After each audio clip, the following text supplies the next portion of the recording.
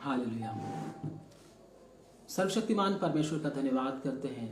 उस परमेश्वर ने अपने चरणों में हम सबको इकट्ठा किया ताकि हम परमेश्वर के जीवते और सामर्थी वचन को सीख सकें और हम उस दिन के लिए तैयार हो सकें जो दिन परमेश्वर ने हमारे लिए रखा है। तो आइए हम परमेश्वर के वचन को सीखने के लिए जाएंगे और सभी लोग बड़े ध्यान पूर्वक परमेश्वर के वचन को सीखेंगे, क्योंकि इन दिनों में हम लोगों को तैयार होना बहुत आवश्यक है। अगर हम इन दिनों में तैयार नहीं हुए, बाद में शायद मौका हमारे हाथ से हमेशा के लिए निकल जाए। हमारे परमेश्वर ने हमको मौका दिया है ताकि हम तैयार हो सके और यीशु मसीह के समान बन सके और उस परमेश्वर के वचनों की ओर ध्यान करें और जो काम परमेश्वर ने हमको दिया है उस काम को हम कर सकें और उसकी इच्छा को जानकर हम पूरा कर सकें। तो आज के दिन हम परमेश्वर का वचन सीखने के लिए जाएंगे। परमेश्वर का वचन हमसे क्या बात करना चाहता है, तो आइए हम प्रभु के वचन में से सीखेंगे। हमारा परमेश्वर इन दिनों में, अगर हम मैंने पहले भी बताया था, इन दिनों में परमेश्वर जो महामारी को लेकर आया है, वो महामारी क्यों आया है। अगर हम परमेश्वर के वचन में प्रकाशित वाक्य में अगर हम देखें तो प्रकाशित वाक्य में बहुत सी बातें हमको सीखने को मिलती है। हम परमेश्वर के वचन में से जब हम देखते हैं तो महामारियां परमेश्वर क्यों इधर भेज रहा है। प्रभु के वचन में लिखा है, अगर हम प्रभु के वचन में पढ़ें तो प्रकाशित वाक्य की किताब हम निकालेंगे। सब लोग प्रकाशित वाक्य की किताब निकालेंगे। धन्यवाद। स्तुति स्तुति धन्यवाद।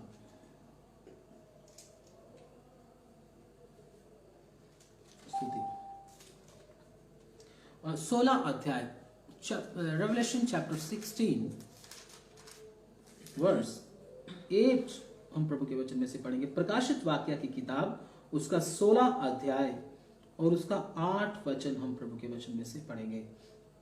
चौथे स्वर्गदूत ने अपना कटोरा सूर्य पर उंडेल दिया और उसे मनुष्यों को आग से झुलसा देने का अधिकार दिया गया। मनुष्य बड़ी तपन से झुलस गए और परमेश्वर के नाम की, जिसे इन विपत्तियों पर अधिकार है, निंदा की, पर उसकी महिमा करने के लिए मन न फिराया। उसकी महिमा करने के लिए उन्होंने क्या नहीं फिराया? मन नहीं फिराया। एक वचन और पढ़ लेंगे, प्रकाशित वाक्य उसका 9 अध्याय। धन्यवाद। उसका 20। बाकी मनुष्यों ने जो उन मरियों से ना मरे थे अपने हाथों के कामों से मन न फिराया कि दुष्टात्माओं की और सोने और चांदी और पीतल और पत्थर और काठ की मूर्तियों की पूजा ना करें, जो ना देख ना सुन ना चल सकती हैं। 21। और जो खून और टोना और व्यभिचार और चोरी उन्होंने की थी, उनसे मन न फिराया। हाँ, परमेश्वर इधर विपत्तियां डाल रहे हैं। अगर हम परमेश्वर के वचन में प्रकाशित वाक्य में देखें तो बहुत सी विपत्तियां परमेश्वर इस दुनिया के ऊपर जब डाल रहे हैं तो बहुत लोग उसमें मर रहे हैं महामारियों में। लेकिन परमेश्वर क्यों उन विपत्तियों को डाल रहे हैं? परमेश्वर चाहते हैं कि मनुष्य क्या फिराए? मन फिराए, परमेश्वर के पास लौट आए और उस भयानक पीड़ा से, नरक की आग से मनुष्य क्या हो जाए? बच जाए। आज भी सेम यही हो रहा है। जिस महामारी के समय में हम जी रहे हैं, ये महामारी कितनी भयानक होती जा रही है। अगर हम देखें तो लाशों के ढेर जगह जगह पर लगे हुए हैं, जलाने के लिए भी जगह नहीं मिल रही। इतना ज्यादा क्या हो रहा है, ये फैल रहा है और लोग भय में जीवन जी रहे हैं, क्योंकि परमेश्वर के वचन में लिखा है लोग भय में होंगे अंतिम समय में। इतना लोगों को भय होगा कि आगे क्या होगा, आगे क्या होगा, आगे क्या होगा। ये सोचते सोचते चिंताओं में, घबराहट में जीवन जिएंगे। सच में अभी भी यही समय है। लोग घबरा रहे हैं, घबराहट है लोगों के मन में। आगे क्या होगा, आगे क्या होगा, आगे क्या होगा, क्योंकि हर रोज कितने लोग मर रहे हैं। तो परमेश्वर निश्चय ये कौन काम कर रहा है, क्योंकि नियंत्रण परमेश्वर के हाथ में। कई लोग कहते हैं शैतान कर रहा है, शैतान कर रहा है। भाई नियंत्रण परमेश्वर के हाथ में है हर चीज का। हम बोलते हैं ना परमेश्वर की मर्जी के बिना पत्ता भी नहीं हिल सकता, ये बात बिल्कुल सच है। परमेश्वर के हाथ में सारा नियंत्रण है। ये बीमारी परमेश्वर इसीलिए डाल रहे हैं ताकि हर इंसान क्या करे, मन को फिरा ले और परमेश्वर के पास आ जाए। क्योंकि ये बीमारी से मरना कोई बहुत बड़ी बात नहीं है, लेकिन नरक की आग में युगानुयुग तक जलते रहना ये बहुत ही भयानक बात है। तो सर्वशक्तिमान परमेश्वर हम में से प्रत्येक जन को, चाहे वो हिंदू है, चाहे मुस्लिम है, चाहे सिख है, चाहे हमारा ईसाई भाई है, कोई भी क्यों ना हो, परमेश्वर हर जाति के लोगों को उस भयंकर अग्नि से बचाना चाहते हैं, जिसके लिए परमेश्वर यीशु मसीह ने मनुष्य रूप धारण करके, परमेश्वर ने मनुष्य रूप धारण करके इस धरती पर आकर मनुष्यों के लिए जान भी दी है। कीमत पूरी प्रभु यीशु मसीह ने चुकाई है ताकि हर मनुष्य, हर प्राणी क्या हो सके, बचाया जा सके। तो इसीलिए जब इंसान का ध्यान परमेश्वर की ओर नहीं है, बहुतों का ध्यान किसी का पैसा कमाने की ओर ध्यान है, किसी का बहुत बड़ा इंसान बनने का ध्यान है, किसी का बड़ा नाम कमाने का ध्यान है, किसी का बहुत बड़ा स्टार बनने का ध्यान है, किसी का अलग अलग अपना कुछ करने का क्या है ध्यान है, उसी में वो लगे पड़े हैं, दिन रात लगे पड़े हैं। तो परमेश्वर के वचन में भी अगर हम पढ़ते हैं तो दो तरह का ध्यान लोग लगाकर बैठे हैं, दो तरह का मकान लोग बनाने के लिए बैठे हुए। प्रभु के वचन में लिखा है बुद्धिमान ने अपना घर किधर बनाया, चट्टान पर बनाया, और मूर्ख ने क्या बनाया, अपना घर रेत पर बनाया। ये घर क्या है, ये मनुष्यों की क्या है, डिजायर है, ये मनुष्यों की इच्छा है, ये मनुष्यों का क्या है, एक टारगेट है। मैं आपको बताऊं तो दोनों लोग क्या बना रहे, अपना घर बना रहे। ये वचन पढ़ भी लेंगे हम, फिर उधर जाएंगे दूसरी तरफ। धन्यवाद। मत्ती रचित सुसमाचार में यह वचन मिलेगा। धन्यवाद, स्तुति है। मत्ती रचित सुसमाचार उसका 7 अध्याय और उसका हम पढ़ेंगे 24 और 25 वचन हम प्रभु के वचन में से पढ़ेंगे। इसलिए जो कोई मेरी ये बातें सुनकर उन्हें मानता है, वह उस बुद्धिमान मनुष्य के समान ठहरेगा जिसने अपना घर चट्टान पर बनाया, और मेघ बरसा और बाढ़ें आई और आंधियां चली और उस घर से टकराई, फिर भी वह नहीं गिरा, क्योंकि उसकी नींव चट्टान पर डाली गई थी। जी। परंतु जो कोई मेरी ये बातें सुनता है और उन पर नहीं चलता, वह उस निर्बुद्धि मनुष्य के समान ठहरेगा जिसने अपना घर बालू पर बनाया, और मेघ बरसा और बाढ़ें आई और आंधियां चली और उस घर से टकराई, और वह घर गिरकर सत्यानाश हो गया। बस। तो इधर दो तरह के मनुष्य हैं। ये दोनों तरह के जो मनुष्य हैं प्रभु के पास आए हैं, लेकिन इनका उद्देश्य अलग अलग है, इनका सोच अलग अलग है। मैं आपको बताना चाहता हूं सोच क्या। एक आदमी प्रभु के पास आकर क्या कर रहा है, चट्टान के ऊपर घर बना रहा है। प्रभु का वचन कहता है वो चट्टान कौन है, वो मसीह है, वो प्रभु यीशु मसीह है। उसका टारगेट सिर्फ प्रभु यीशु मसीह को मिलना है। मैं एक दिन मेरे उद्धारकर्ता अर्थात उस मेरे परमेश्वर से मिलना चाहता हूं, जिसने मेरे लिए इतना कुछ किया है जिसके मैं योग्य भी नहीं हूं। तो इसका टारगेट ये है, ये प्रभु से मिलने के लिए अपनी जान लगा रहा है, पूरा जोर लगा रहा है, तैयारी के लिए अपने आप को पूरा मतलब क्या कर रहा है, अपना झोंक रहा है सब कुछ। एक इंसान क्या है, यीशु के पास आकर वो घास फूस काट और इन चीजों पर क्या कर रहा है, ध्यान दे रहा है, सोने चांदी के ऊपर ध्यान दे रहा है। तो यीशु के पास आकर सोना मिल जाएगा, यीशु के पास आकर चांदी मिल जाएगी, यीशु मसीह के पास आकर ये मिल जाएगा, वो मिल जाएगा, बहुत सारी चीजों के ऊपर क्या कर रहा है, अपना ध्यान केंद्रित कर रहा है। लेकिन परमेश्वर का और चंगाई मिल जाएगी और गाड़ी मिल जाएगी, ये दुनिया की चीजों की तरफ। वो किस पे घर बना रहा है, रेत के ऊपर घर बना रहा है। लेकिन परमेश्वर का वचन क्या कहता है, पहला कुरिन्थियों उसका 3 अध्याय उस आदमी के विषय में परमेश्वर का वचन क्या कहता है। पहला कुरिन्थियों उसका 3 अध्याय और उसका 11 वचन हम पढ़ेंगे। जी। क्योंकि उस नींव को छोड़ जो पड़ी है और वह मसीह यीशु मसीह है। बस जो नींव के विषय में हमने अभी पढ़ा है, वो नींव क्या है? प्रभु यीशु मसीह है, अगर सही है तो। लेकिन और भी नींव है, आगे और भी पढ़ते हैं, और भी नींवें हैं। हाँ पढ़े। कोई दूसरी नींव नहीं डाल सकता। दूसरी नींव है, प्रभु कहता वो नहीं डाल सकता। आगे, यदि कोई इस नींव पर सोना, यदि कोई इस नींव पर सोना, मतलब दुनिया की चीज। अभी बहुत सारे लोग यीशु मसीह के पास दुनिया की चीजों के लिए आते हैं, उनको यीशु नहीं चाहिए, यीशु से कुछ चाहिए। मैं आपको बताना चाहता हूं, अभी हम उस बीमारी के ऊपर ही आएंगे, जो बीमारी महामारी फैल रही है। हम वचन को जोड़कर धीरे धीरे करके उधर ही आएंगे, तो ध्यान से सुनना। तो ये वचन पढ़ना दोबारा।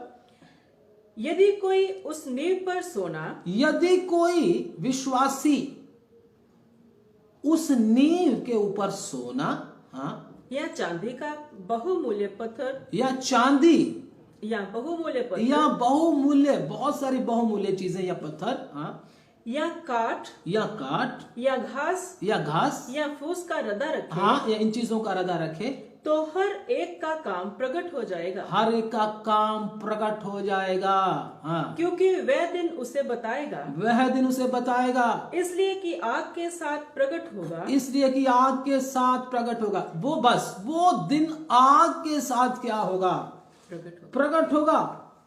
मतलब अगर आपके ऊपर महामारी आती है, आपके ऊपर मरने की स्थिति आ जाती है महामारी के द्वारा, कोरोना कोविड-19 आपके ऊपर आ जाता है, और वो बहुत बुरे तरीके से आता है, और बहुत लोगों के ऊपर आने भी वाला, मुझे नहीं मालूम किस चीज के ऊपर आने वाला है। तो वो अगर आपके ऊपर आ जाता है, अगर आपकी नींव प्रभु यीशु मसीह के ऊपर डली हुई है, तो वो आपका कुछ भी बिगाड़ नहीं सकेगा। लेकिन अगर आपकी नींव प्रभु से बरकत पाने की, आशीष पाने की, या कुछ और चीज लेने की, या बहुत बड़ा कोई काम नौकरी लेने की, बहुत अपना दुनिया का कुछ सामान लेने की, या कुछ और चीजों की ऊपर है, तो आप जब आग आएगी, वो सब क्या हो जाएगी? नींव जल जाएगी। आप बुरी तरह से थरथराने और कांपने लगोगे, मैं आपको बता दूं, और डर के साथ आपके पसीने छूट जाएंगे, आपका बुरा हाल हो जाएगा। अब मैं क्या करूं, किधर को जाऊं? कृपा करके कोई ना कोई मुझे आकर क्या कर ले, बचा ले। आपके मन में ये डर और भय आ जाएगा, मैं आपको बता दूं। लेकिन अगर आपकी नींव प्रभु यीशु मसीह है, तो आप क्या सोचोगे? आप सोचोगे मैं अपने प्रभु के पास एक दिन चला जाऊंगा, मेरा बाप जिसने मेरे लिए इतना कुछ किया है, मैं उसके पास जाऊंगा। आपको मतलब भय नहीं सताएगा, आपको डर नहीं सताएगा, आपको चिंता नहीं सताएगी, आपको अंदर ही अंदर विश्वास होगा, मैं अपने यीशु से जाकर मिलूंगा। लेकिन अगर आपका लक्ष्य कुछ और है यीशु मसीह के पास आकर, मैं आपको बोलता हूं, उस आग के सामने आप ठहर नहीं पाओगे, नहीं ठहर पाओगे आप। प्रभु क्यों हमको यह वचन दे रहा? मालूम नहीं आगे आने वाली मुसीबत हमारे ऊपर है, मालूम नहीं। इसलिए मुसीबत आने से पहले पहले मुझे और आपको क्या होना है? तैयार होना है। अपनी नींव किसके ऊपर डालना है? प्रभु यीशु मसीह के ऊपर डालना। वो नींव दृढ़ है, वो नींव चट्टान है, उसको कोई हटा नहीं सकता। जितनी भी आंधियां आएंगी, जितने भी तूफान आएंगे, जितना कोई भी कुछ आएगा, बाढ़ आएगी, कुछ भी नहीं बिगाड़ सकेगी। मैं आपको बोलता हूं, अगर चट्टान के ऊपर आपका घर बना है, तो कितनी भी जितनी आंधी और जितने तूफान, जितनी बाढ़ आएगी, वो क्या करेगी? और साफ करके चली जाएगी। जब पानी एकदम जोर से आएगा, अंदर और साफ हो जाएगा। पहले अंदर आएगा, फिर बाहर खींच कर सारी गंदगी को ले जाएगा। लेकिन अगर चट्टान पर घर नहीं बना, रेत पर घर बना है, तो रेत का मतलब है दुनियावी चीजें। यीशु मसीह से कुछ लेना देना नहीं, बस दुनियावी चीजों से मतलब है। तो मैं आपको बोलता हूं, वो आपके घर को बुरी तरह से तोड़ डालेगी। घर का मतलब हमारे जीवन को बुरी तरह से उखाड़ फेंकेगी। हम बुरी तरह से डर जाएंगे, सब कुछ तबाह हो जाएगा। तबाह होने का मतलब क्या है? हमारा प्राण और आत्मा को हम बचा नहीं सकेंगे। बड़े अफसोस के साथ हमको नरक की आग में फिर जाना पड़ेगा। परमेश्वर प्यार करते हुए मैं आपको बोलता हूं, ये महामारी को आने दिया है ताकि जितने लोग परमेश्वर से दूर हैं, जितने उसके बच्चे इधर उधर भटके हुए हैं, वो किसके पास आ जाएं? दौड़कर परमेश्वर के पास आ जाएं। मैं आपको बोलता हूं, जैसे मुर्गी के बच्चे इधर उधर घूमते रहते हैं, छोटे बच्चे जब चूजे जो होते हैं इधर उधर घूमते हैं, तो एकदम जब चील या फिर कुछ कौवा वगैरह आता है तो मुर्गी क्या करती है? एक आवाज देती है, स्पेशल आवाज निकालती है। जब वो आवाज निकालती है तो बच्चे उस आवाज को सुनकर दौड़कर उसके पंखों के नीचे आ जाते हैं और वो बच जाते हैं। जितने बच्चे पंखों के नीचे आकर छुप गए वो बच जाते हैं, लेकिन जितने उस आवाज को नहीं सुनते, छोड़ो पर इसको क्या सुनना, रहने दो, कुछ गाना सुनते हैं या कुछ और एंटरटेनमेंट की चीज देखते हैं, ये वचन को क्या सुनना, दिमाग में टेंशन क्यों डालना, मतलब वो ध्यान नहीं दे रहे, मां की आवाज की तरफ ध्यान जो नहीं दे रहे, है ना, तो उसको क्या होता है? चील देखता है ये उससे दूर है, ये उसकी तरफ ध्यान नहीं दे रहा, दौड़कर उसके पास नहीं आ रहा। चील आती है, उसको पकड़कर अपने मजबूत पंजों में पकड़कर उठाकर उसको ले जाती है, उसको फाड़ डालती है, उसकी जीवन लीला को समाप्त कर देती है। ऐसे ही हमारा परमेश्वर भी इस महामारी के द्वारा आवाज दे रहा है। जितने उसके बच्चे परमेश्वर से दूर हैं, जितने उससे मतलब क्या साइड पर हटे हुए हैं, दौड़कर उसकी आवाज को सुनकर उसके पैरों के नीचे इन दिनों में आ जाए, तभी हमारा क्या है? बचाव है। नहीं तो हमारा जैसे संसार का जहाज डूबने वाला है, ऐसे ही हम भी संसार के साथ एक दिन डूब जाएंगे। मैं आपको बोलता हूं, वचन सत्य है। सत्य कड़वा होता है हमेशा। मीठी मीठी बातें, ब्लेसिंग की बातें, इधर उधर की बातें मैं आपको नहीं बता सकता, क्योंकि जो हो रहा है या होने वाला है वही है सही भविष्यवाणी। अगर मैं आपको बोलूं कल को आपका वीजा लगने वाला है, आप जहाज पर चढ़ने वाले हो, कल को उधर लॉकडाउन लग जाए, ठीक है जी, या आप उधर चले जाओ, आपको कुछ और बीमारी आ जाए और परेशानी हो जाए, बोलोगे ये क्या हो गया? भाई ऐसा नहीं, झूठ मूठ का भविष्यवाणी करने का समय अब नहीं है ना। फालतू की तसल्ली, झूठी तसल्ली लोगों को देने का अब समय नहीं है। अब लोगों को परमेश्वर की आवाज सुनाने का और परमेश्वर की इच्छा बताने का समय है, ताकि ज्यादा से ज्यादा लोग क्या कर लें? परमेश्वर के पास आ जाएं, अपने प्राणों को बचा लें, क्योंकि ये प्रभु एक आवाज कर रहा है ताकि दौड़कर लोग आ जाएं, और कुछ नहीं है। ये महामारी सिर्फ लोगों को मन फिराने के लिए है। जितने लोग मन फिर भी नहीं फेरा रहे, सब कुछ बात सुन लिया, सब कुछ पता चल गया, फिर भी कहते छोड़ो परे, रहने दो, वो लोगों का समय समाप्त हो रहा है। वो लोग इस दुनिया को छोड़कर क्या कर रहे हैं? जा रहे हैं। मैं आपको बता दूं, लेकिन हाँ ये भी बात है, अगर आपका सेवा समाप्त हो गया, अगर आपका समय आ गया प्रभु में चलते चलते, वो बात अलग है, वो तो भी आप प्रभु के पास जा सकते हो, लेकिन उसमें घबराने की बात नहीं, वो आप प्रभु के पास जाओगे। लेकिन अगर आपने समय वेस्ट कर रहे हैं, आप समय बर्बाद कर रहे हैं, अभी आपने मन नहीं फिराया, आपका हृदय अभी तक नहीं बदला, पुराने ही व्यवहार में, पुराने ही कामों में, पुराने ही सोच में, पुरानी ही इच्छाओं में अगर आप फंसे हुए हैं, तो फिर आपके लिए बहुत भारी खतरा है, मैं आपको बता दूं। लेकिन खुशखबरी यह है कि आपको प्रभु वचन सुनने का मौका दे रहा है, आपको प्रभु बुला रहा है। अगर आप फिर भी उसकी आवाज नहीं सुनते, फिर आपके लिए बहुत अनंत काल के लिए नुकसान हो सकता है। तो इधर प्रभु के वचन में जब हमने पढ़ा है कि जो घास फूस का रदा रखता है उसका काम क्या हो जाएगा? आग से जब प्रकट होगा वो खड़ा नहीं रह सकेगा, उसको उसके मन में घबराहट आएगी, वो जलेगा, चिंता में पड़ जाएगा। तो परमेश्वर का वचन जो हमने इधर प्रकाशित वाक्य में पढ़ा है, अगर हम उस वचन को दोबारा दोहराएंगे तो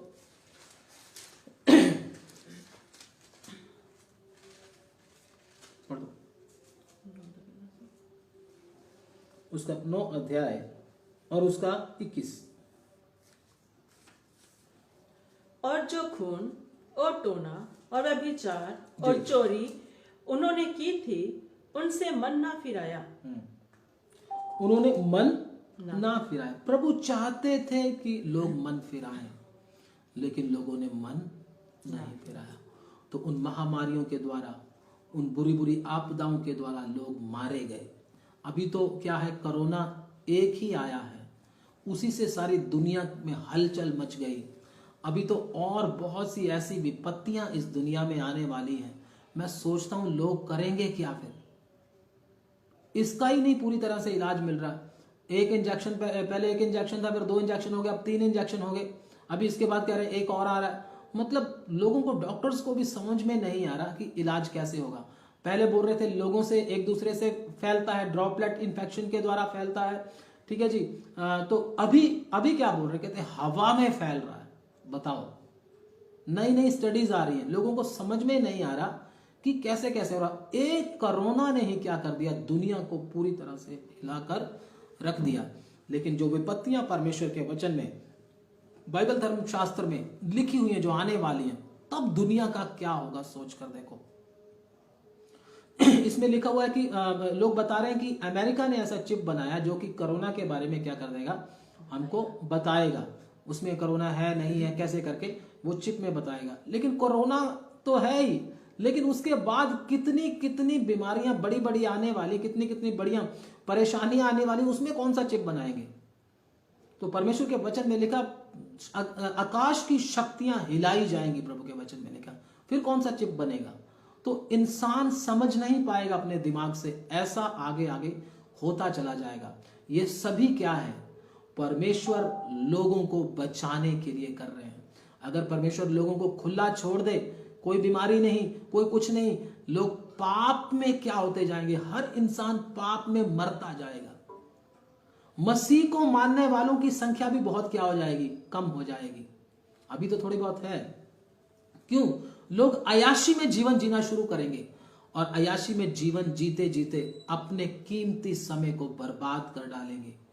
मौत का दूत आकर खड़ा हो जाएगा, उसके बाद मन फिराने का भी मौका नहीं मिलेगा। अगर एकदम मौत का दूत आकर सामने खड़ा हो जाए, ये आशीष है, या बीमारी परेशानी के द्वारा बहुत सारा समय हमको मिल रहा है, प्रभु के पास आ जाए, ये आशीष है। सबसे बड़ी आशीष तो यही है कि परमेश्वर हमको क्या दे रहा है, एक मौका दे रहा है, ताकि हम जैसा हमको बनना चाहिए, परमेश्वर यीशु मसीह के स्वरूप में बनना चाहिए, वैसा हम बन जाएं। जो काम हमको प्रभु ने सौंपा है उसको जल्दी से पूरा कर लें, ठीक है ना? क्योंकि हम अगर ऐसे अपनी मर्जी से चलते रहेंगे तो हम एक दिन जरूर धोखा खाएंगे। उसके लिए क्या किया परमेश्वर ने, क्या किया? एक वचन हम प्रभु के वचन में पढ़ेंगे, उसके लिए क्या किया है परमेश्वर ने। एक वचन पढ़ेंगे, पहले की स्थिति के बारे में हम थोड़ा सा पढ़ेंगे, फिर उसके बाद हम प्रार्थना करने के लिए जाएंगे। पढ़ेंगे न्यायों की किताब, उसका 21 अध्याय, उसका 25 वचन। न्यायों, द बुक ऑफ जजेस चैप्टर 21 वर्स 25। न्यायों की किताब उसका 21 अध्याय, उसका 25वां वचन हम प्रभु के वचन में पढ़ेंगे। न्यायों की किताब जी। उन दिनों में इस्राएलियों का कोई राजा ना था। उन दिनों में इस्राएलियों का कोई राजा नहीं था। जिसको जो ठीक जान पड़ता था वही वह करता था। जिसको जो ठीक जान पड़ता था वही वो करता था। मतलब राजा मतलब अगुआ। इस्राएलियों का कोई अगुआ नहीं था, उनको कोई बताने वाला नहीं था क्या करना है क्या नहीं करना है। इसलिए वो क्या करते थे, अपनी मर्जी से चलते थे, जो उनको अच्छा लगता था वही किया करते थे, पाप में जीवन बिताते थे। बुरी तरह उनका बहुत बुरा हाल था, क्योंकि उनको समझाने वाला, उनको गाइड करने वाला, अगुआ, उनका लीडर, उनको लीड करने वाला कोई भी नहीं था। तो इनकी हालत ये हो चुकी थी। अभी तो वो पाप में लिप्त हो गए, बुरी तरह से अपनी मर्जी करने लगे। तो परमेश्वर का क्रोध भी उनके ऊपर आ रहा था, क्योंकि उनका कोई अगुआ नहीं था, अपनी मर्जी कर रहे थे। आज भी बहुत सारे लोग क्या चाहते हैं, हमें कोई रोकने वाला ना हो, हमको कोई समझाने वाला ना हो, हम अपनी मर्जी करेंगे, हमको भी सब कुछ मालूम है, हमको भी वचन आता है। बहुत सारे लोगों को मैंने थोड़ा देखा जो पोस्ट वगैरह डालते, कहते उद्धार पाने के बाद सेवकों की जरूरत नहीं होती, परमेश्वर के दासों की कोई जरूरत नहीं होती, फिर परमेश्वर ही आपको बताता है, परमेश्वर ही आपको गाइड करेगा। क्या जरूरत है सेवकों की? छोड़ो, पादरियों के पीछे पड़ना क्या कर दो, छोड़ दो। परमेश्वर के दासों के साथ चलना क्या कर दो, छोड़ दो। प्रभु आप ही अपने आप को क्या करेगा, सिखाएगा। ये शैतानिक शिक्षा है, मैं आपको बता दूं। बहुत सारे लोग आपको वचन में लिखा है भरमाएंगे, क्योंकि इजराइलियों के साथ भी ऐसा हुआ। उनका अगुआ जब कोई नहीं था तो इसराइली अपनी मर्जी की सी चाल चलते थे, क्योंकि उनको कोई सिखाने वाला नहीं था, गाइड करने वाला नहीं था। तो परमेश्वर की सजाएं इजराइलियों के ऊपर आती थी। क्यों? क्योंकि अगुआ उनके पास को नहीं, अगुआ किसी को मान भी नहीं रहे। प्रभु के जब भविष्यवक्ता आते थे, प्रभु के दास लोग जब आते थे, उनको ये पत्थरवा करके मार डालते थे।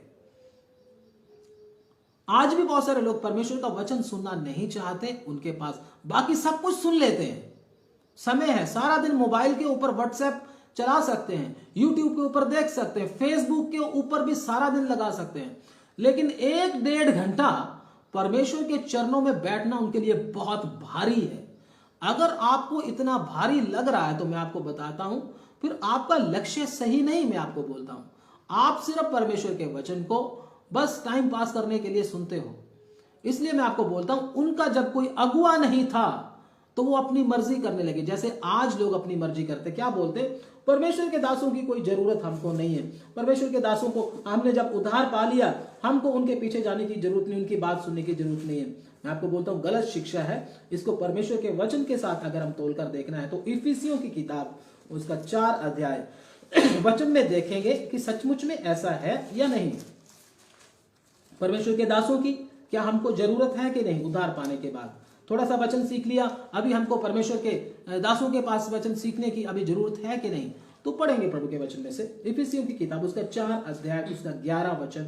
हम प्रभु के वचन में 11 और 12 और 13 तक प्रभु के वचन में उसको धीरे धीरे करके पढ़ेंगे। उसने कुछ को प्रेरित नियुक्त करके, उसने कुछ को प्रेरित नियुक्त करके, इधर नियुक्ति का बात आता है। बहुत सारे लोग अपने आप थोड़ा सा सीख लिया, परम पिता की हम स्तुति गाएं, गीत आ गया तो बाइबल उठाया तो बोलते हम भी सेवा करेंगे, लेकिन परमेश्वर ने उनको नियुक्त नहीं किया। जब तक नियुक्त नहीं किया तब तक सेवा करना वेस्ट है। मैं आपको बताता हूं, प्रभु बोलेगा मैंने तो तुमको बोला नहीं, ठीक है ना? बोलेंगे हमने तेरे नाम से भूतों को निकाला, हमने तेरे नाम से अद्भुत काम किए, हमने ये किए वो किए। प्रभु बोलेगा मैंने तो भाई तेरे को बोला नहीं, अपने आप ही तू करता रहा। अभी मैं किसी की गवाही यूट्यूब के ऊपर सुन रहा था, वो बोल रहे थे मेरे अंदर इतनी भूतें थी, मेरे अंदर ये था वो था, और कितने सालों से मैं बीमार थी, और प्रभु यीशु मसीह ने सारी भूत प्रेत से मुझे क्या कर दिया, छुटकारा दे दिया। अब मैं दूसरों को भी चंगा करती हूँ, प्रभु ने मुझे दूसरों को भी चंगा करने का वरदान दे दिया। भाई ऐसे वरदान नहीं मिलते, मैं आपको बोलता हूं, ऐसे नहीं होता। प्रभु यीशु मसीह के पास जब आते हैं तो वरदान कब मिलते, मैं आपको बताता हूं। सबसे पहले मन फिराना होता है, मन फिराकर पिता पुत्र पवित्र आत्मा के नाम से बपतिस्मा लेना होता है, वचन लगातार सीखते रहना होता है, और फिर कहीं जाकर प्रार्थना का जब जो हमारा जीवन होता, फिर कहीं जाकर परमेश्वर हमको पवित्र आत्मा से भरते हैं। भरने के बाद हमको आत्मिक, जब भरते हैं तो आत्मिक वरदान भी हमें परमेश्वर देते हैं। ये होता है, ये नहीं कि प्रभु ने आपको चंगा कर दिया आप भी दूसरों को चंगा करना शुरू कर दो। तो ऐसे ही चंगा करना शुरू करते करते लोग पास्टर बन जाते हैं। वो बोलते हैं हाँ मैं भी पास्टर बन गया क्योंकि मैं चंगा कर रहा हूं, क्योंकि पास्टर का काम चंगा करना होता बस। बहुत लोगों के साथ ऐसा धोखा शैतान कर रहा, मैं आपको बता दूं। एक मरीज को हाथ रख के चंगा कर दिया तो वो बोलते हैं हम भी अब सेवा कर रहे हैं। वो सही नहीं है, मैं आपको बोलूं, क्योंकि उस समय पछताना पड़ेगा। उस समय लोग बोलेंगे हमने तेरे नाम से ये नहीं किया वो नहीं किया। प्रभु बोलेगा मैंने तुझे बुलाया ही नहीं इस काम के लिए। इसलिए वही वचन को पढ़ते हैं 11। उसने कुछ को प्रेरित नियुक्त करके, उसने कुछ को प्रेरित नियुक्त करके, और कुछ को भविष्यद्वक्ता नियुक्त करके, कुछ को भविष्यवक्ता नियुक्त करके, और कुछ को सुसमाचार सुनाने वाले नियुक्त करके क्यों लिखा इधर? क्या जरूरत पड़ गई पवित्र आत्मा को ये बात लिखने की? क्या जरूरत पड़ गई? क्योंकि नियुक्ति के बिना सेवा होता नहीं है। हाँ, यीशु का गवाही आप दे सकते हैं, लेकिन सेवकाई नहीं कर सकते आप, है ना? कलीसिया को नहीं चला सकते आप, उनको गाइड नहीं कर सकते आप। ये समझते, कई लोग क्या समझते, चंगा करना ही क्या है, सेवा है। भाई ये सेवा नहीं, ये एक विश्वासी का काम है जिसने पवित्र आत्मा पाया है, वो क्या कर सकता है, यीशु के नाम में भूतों को निकाल सकता है। ये सेवा नहीं है, मैं आपको बता दूं, ठीक है ना। और वही कर सकता है जिसने मन फिराया है, पिता पुत्र पवित्र आत्मा के नाम से बपतिस्मा लिया है, परमेश्वर के वचन के अनुसार जीवन जी रहा है। अगर आपको किसी ने चंगा कर दिया, प्रभु यीशु मसीह ने भी बहुत सारे बीमारों को चंगा किया, बहुत सारे बीमारों को चंगा किया। वो लोग भी क्या करने लगे, यीशु मसीह के बारे में लोगों को क्या करने लगे, बताने लगे भी यीशु ने हमें चंगा किया। तो क्या वो चेले बन गए? चेले कभी नहीं बने, प्रभु यीशु मसीह के साथ कभी नहीं आए दोबारा। चंगे होकर क्या कर दिया, लोगों को बताना शुरू कर दिया, लेकिन वो चेले नहीं बने। इसका मतलब आप समझ ही गए होंगे, यीशु मसीह ने उनको बुलाया नहीं अपने साथ आने, उनको चंगा कर दिया और बोल दिया जा अपनी बीमारी से बची रहे, आगे से पाप ना कर, उसको भेज दिया। लेकिन प्रचार करने के लिए उनको कभी यीशु ने बोला नहीं था। प्रभु ने बोला था किसी को नहीं बताना, साफ साफ प्रभु के वचनों में लिखा है, किसी को नहीं बताना। मतलब तुझे प्रचार करने के लिए मैंने नहीं बोला है। अगर तू चंगा हो गया है, चंगी हो गई है, तो प्रचार करने के लिए नहीं बोला मैंने तुझे, ठीक है, तू बच गया, बस ठीक है, आगे से पाप ना करना, पाप से बचे रहना। लेकिन कई लोग चंगे हो गए तो वो बोलते हैं मैं भी लोगों को क्या करूंगा, अब चंगा करूंगा, मैं भी लोगों को वचन प्रचार करूंगा। गलत है, वचन के अनुसार नहीं है। जब तक आप वचन नहीं सीखते, उद्धार नहीं पाते, मन नहीं फिराते, पानी का बपतिस्मा नहीं लेते, पवित्र आत्मा की शक्ति से भर नहीं जाते, तब तक सेवा वगैरह नहीं है, मैं आपको बोलूं तो। अभी भी बहुत सारे लोग क्या किए, इसी कारण क्या हुआ, भटके हुए हैं।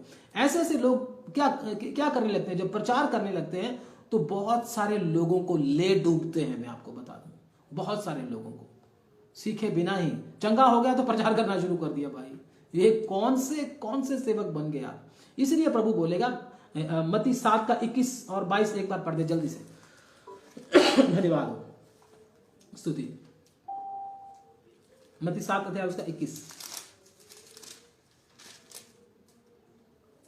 जो मुझसे हे प्रभु कहता है, जो मुझसे हे प्रभु कहता है, उनमें से हर एक स्वर्ग के राज्य में प्रवेश न उनमें से करेगा। हर एक स्वर्ग के राज्य में प्रवेश नहीं करेगा, परंतु वही जो मेरे स्वर्गीय पिता की इच्छा पर चलता है। स्वर्गीय पिता की इच्छा क्या है, हर एक इंसान क्या पाए, क्या करे, मन फिराए, मन फिराकर पिता पुत्र पवित्र आत्मा के नाम से बपतिस्मा ले। प्रभु की ये इच्छा है, और पवित्र आत्मा से भर कर क्या करे, उसकी इच्छा को, उसकी मर्जी को पूरा करे, ठीक है ना। जब प्रभु उसको बुलाए तब वो सेवा के लिए निकले। लेकिन ये क्या कर रहे हैं, पढ़ो आगे।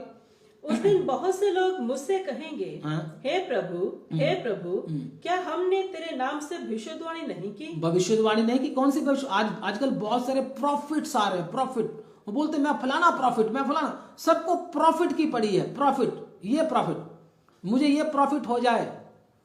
क्यों? क्योंकि जब चंगा करेंगे तो प्रॉफिट मिलेगा, इज्जत मिलेगा, सम्मान मिलेगा, ठीक है ना, प्रॉफिट बनते हैं। उस समय बोलेंगे हमने तेरे नाम से भविष्यवाणी नहीं की, हाँ, और तेरे नाम से दुष्टात्मा को नहीं निकाला। अगर तुमने ये भविष्यवाणी की होती, ध्यान से सुनना भी इधर, अगर तुमने ये भविष्यवाणी की होती कि प्रभु इस दुनिया को सजा देने वाला है, सारे लोग प्रभु के चरणों में आकर क्या करें, तौबा करें, मन फिराएं, पाप से बच जाएं, नहीं तो परमेश्वर का क्रोध लोगों तुम्हारे ऊपर आ रहा है। ये प्रॉफिट जो होते हैं, ये कभी भी ऐसी भविष्यवाणी कभी नहीं करेंगे। सच्चा प्रॉफिट ही पाप के विषय में आपको बताएगा। नकली प्रॉफिट आपको फायदे की बातें बताकर आपको उलझा कर रखेगा उसी में। लेकिन असली प्रॉफिट को आपके और किसी चीज से नहीं, आपके प्राण और आत्मा से मतलब है। वो आपको पाप से बचाने के चक्कर में रहेगा ताकि नरक की आग से ये बच जाए, जैसा प्रभु यीशु चाहता है। लेकिन ये लोग क्या कर रहे हैं, पढ़ो दोबारा।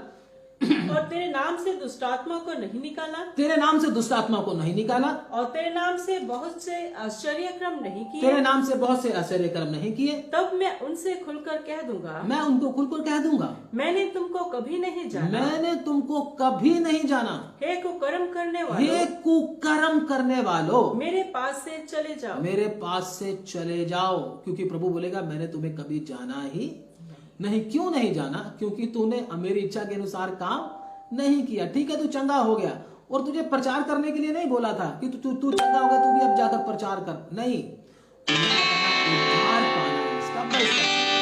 पिता पुत्र पवित्र आत्मा के नाम से बपतिस्मा लेना है, फिर परमेश्वर का वचन सीखते हुए पवित्र आत्मा से भर जाना है, फिर तुझको जब नियुक्त किया जाएगा तब कहीं जाकर क्या करना है, प्रभु की सेवा को करना है। तू पहले से ही निकल गया और वचन सीखा नहीं, मैं चंगा हो गया, मैं चंगा हो गया, बस यही प्रचार करता जा रहा है, तो लोगों को भी चंगा होने की पड़ जाती है फिर। लेकिन उद्धार का सुसमाचार जिससे उनका उद्धार होना है वो किसी को नहीं पता चलता, उससे सब अनजान हो जाते हैं। शैतान अपने काम में सफल हो जाता है। शैतान तो यही चाहता है ऐसे सेवक खड़े हो जाए जो सिर्फ चंगाई और आशीष का ही प्रचार करें, किसी का आत्मा ना बचे, किसी की रूह ना बचे, नरक की आग में चले जाए सब आशीष लेकर। शैतान ऐसा चाहता है। ये शैतान की चालाकी फिर क्या हो जाती है, सफल हो जाती है। तो असली प्रॉफिट, असली भविष्यवक्ता वही होता है जो आपके पाप के विषय में आपको क्या करे, बताए कि आप नरक की आग में जा रहे हैं। मेरे भाई, आप वचन के सामने आए, आप तौबा करें, आप मन फिराएं, आप बपतिस्मा लें, प्रभु के पास आ जाएं, प्रभु के सामने नम्र बने, दीन बने। ये जब प्रचार करता है तो वो है सही। लेकिन इनको प्रभु क्या बोलेगा, प्रॉफिट, ये भी प्रॉफिट है, लेकिन प्रभु इनको क्या बोलेगा, हे कुकर्म करने वालों, मेरे पास से चले जाओ, ऐसा बोलेगा। इसलिए याद रखना इन दिनों में, अगर आप उसी वचन को पढ़ दें, किसी को भविष्यवक्ता इफिसियों 4 अध्याय, इसके बाद हम प्रार्थना करेंगे। इफिसियों 4 अध्याय उसका 12 से पढ़ लें, 11 से पढ़ लें दोबारा। उसने कुछ को प्रेरित नियुक्त करके, किसी को प्रेरित नियुक्त करके, और कुछ को भविष्यद्वक्ता नियुक्त करके, उसको भविष्यवक्ता नियुक्त और करके, कुछ को सुसमाचार सुनाने वाले नियुक्त करके, और कुछ को रखवाले और उपदेशक नियुक्त करके दे दिया। सेवकों की क्या जरूरत है, दे दिया। किनको दे दिया, जब आगे पढ़ोगे तो इधर लिखा हुआ है, इधर, जिससे पवित्र लोग सिद्ध हो जाएं। पवित्र लोगों को सिद्ध होने के लिए सेवक प्रभु ने दिए हैं। अगर आप कहते मुझे सेवक की जरूरत नहीं, आप सिद्ध हो नहीं सकते, परमेश्वर के वचन के अनुसार पवित्र बन नहीं सकते। क्योंकि सेवक के साथ जब प्रभु बात करेगा, उसको जब संदेश देगा, वो आपके तक पहुंचाएगा।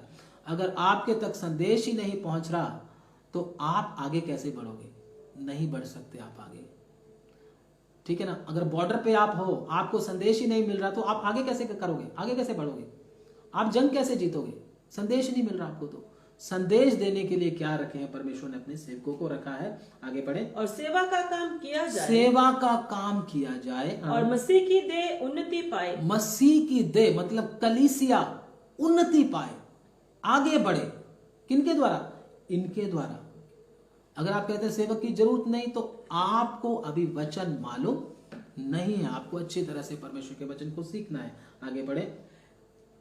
जब तक कि हम सब के सब विश्वास और परमेश्वर के पुत्र की पहचान में एक ना हो जाएं और एक सिद्ध मनुष्य ना बन जाएं और मसीह के पूरे डील डॉल तक ना चढ़ जाएं। कब तक हमको सेवक की जरूरत है, मुझे तो मसीह चलाएगा, अब मसीह मुझे लेकर चलेगा, मुझे तो परमेश्वर ही चलाएगा। मेरे भाई, आपको वचन मालूम नहीं है, मैं आपको बोलूं, जब इधर लिखा जब तक हम सब के सब विश्वास और परमेश्वर के पुत्र की पहचान में एक ना हो जाएं और एक सिद्ध मनुष्य ना बन जाएं और मसीह के पूरे डील डॉल तक ना बढ़ जाएं, तब तक हमको सेवकों की, परमेश्वर के वचन बताने वालों की, हमको गाइड करने वालों की जरूरत है, उनकी अधीनता में रहने की जरूरत है। ये सर्वशक्तिमान परमेश्वर का वचन है, कोई भी धोखे में ना रहे।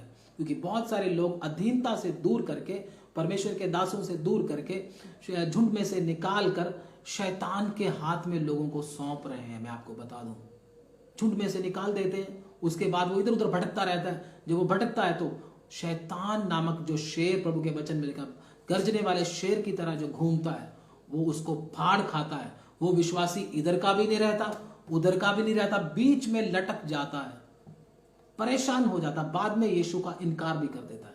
फिर वो बोलता मुझे पास्टरों के पास नहीं जाना। क्यों? गाइडेंस गलत मिल गया।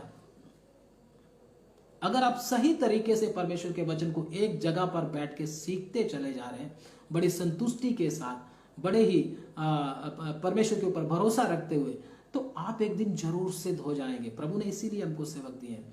आज शैतान लोगों को क्या बोल रहा है, जरूरत नहीं है किसी की, जरूरत नहीं है, जरूरत नहीं है, जरूरत नहीं है। तो प्रभु ने ये जो सिस्टम बनाया उसको बाइबल से काट दो ना फिर। इसलिए किसी के धोखे में ना आए। जिधर प्रभु ने हमको रखा है उधर बड़ी अधीनता के साथ परमेश्वर के वचन को सीखें और प्रभु के वचन को सीखकर सिद्ध होते जाएं, पवित्र होते जाएं और प्रभु में आगे बढ़ते जाएं। यही परमेश्वर हमको चाहता है, किसी के धोखे में ना आए। तो ये परमेश्वर हमको क्या करना चाहता है, सिखाना चाहता है। इजरायलियों वाली हालात हमारी ना हो जाए, परमेश्वर नहीं चाहता।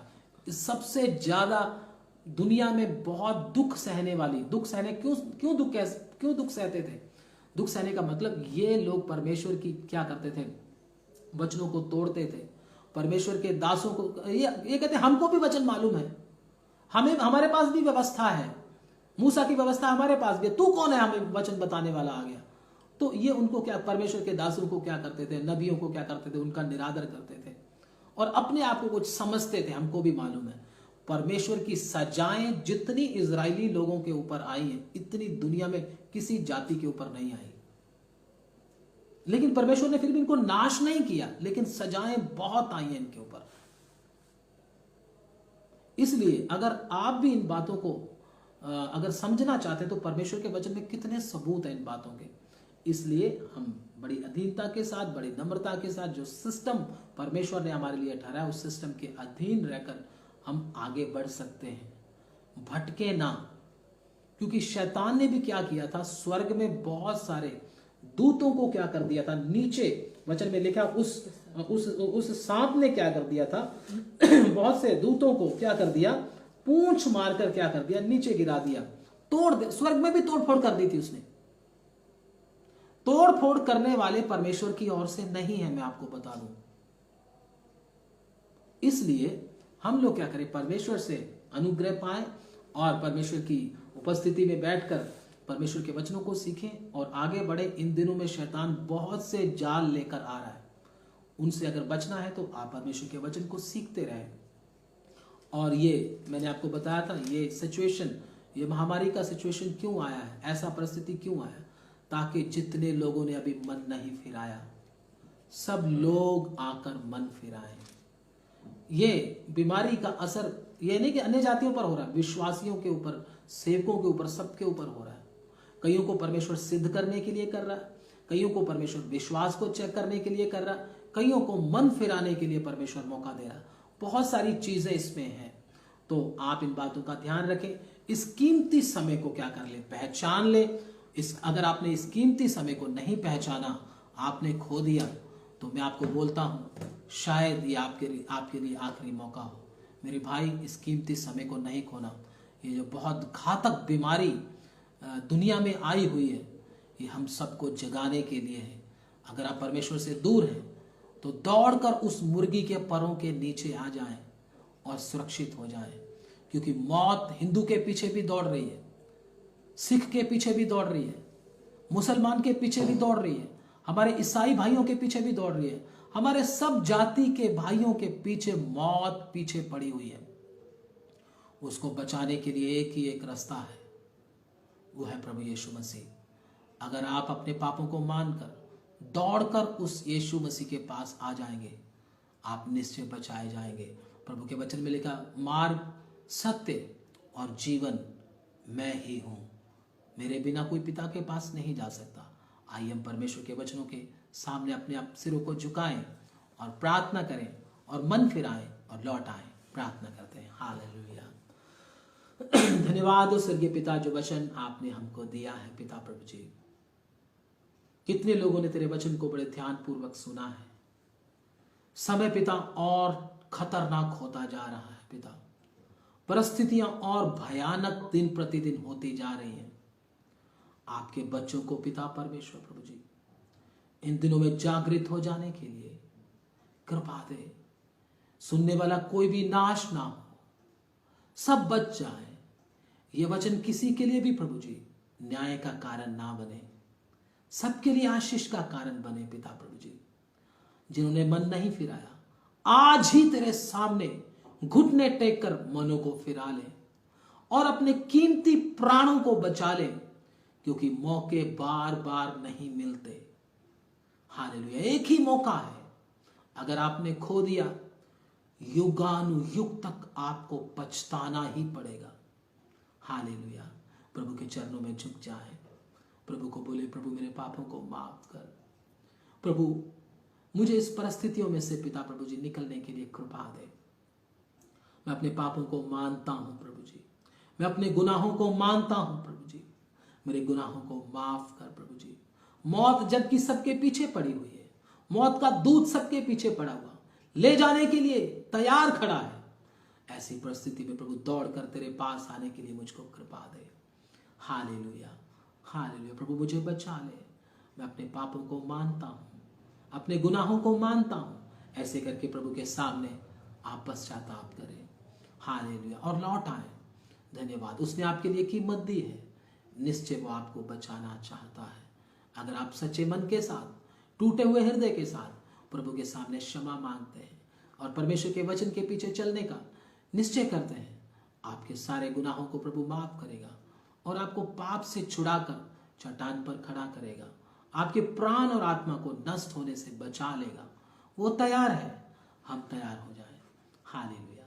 प्रभु एक एक को पिता परमेश्वर आशीष दें वचनों के द्वारा, जो बाद में सुनेंगे वो भी आशीष पाए, ताकि अपने प्राणों को बचा लें। एक एक को प्रभु जी आशीष दे।